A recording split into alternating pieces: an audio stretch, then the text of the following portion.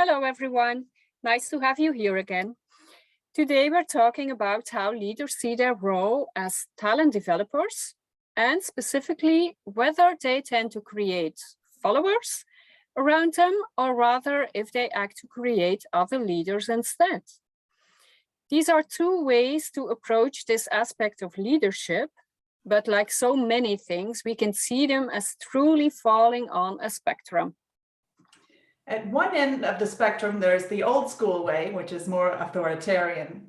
Here you're often focused on going forward fast. You might be convinced that you have to know everything. You might avoid sharing your knowledge with others. You might have some difficulties delegating.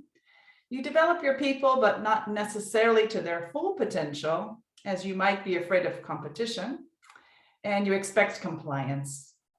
This attitude may, of course, be subconscious or partly unconscious, and it may be situation specific. But as a result, with this style of leadership, you create mainly followers. That's true. And at the other end of the spectrum, there is the autonomy supporting empathic way. And then you will often ensure that everyone knows the mission and key strategies and their part in them, encourage co-creation and inclusivity, explain their positions with patience and get buy-in for decisions, allow others to have enough control to properly carry out the responsibilities given to them, and coach their team members so they're empowered to take ownership of new tasks. And they will give the team members credit, praise, honest but empathic feedback, and the possibility to develop themselves fully. At that moment, you are not operating out of fear. You are trying to create your equals or better. And as a result, you create mainly other leaders. Absolutely. Although this way of leading requires more investment and more time for a leader in the beginning, after some time, the results of the team will be better. Team members will be more committed, more motivated, and will have more job satisfaction with less turnover in staff.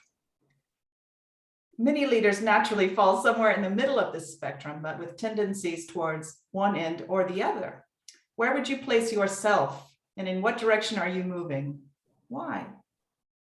Lastly, notice the relationship between leadership style and team and company culture. Do people feel safe enough to voice their opinions, speak up when things need to be pointed out, and ask for what they need and want, without fear of retaliation or being judged or branded a troublemaker?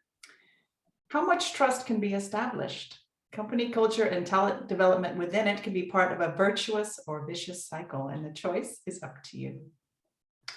So let us know in the comments and see you next time. Bye.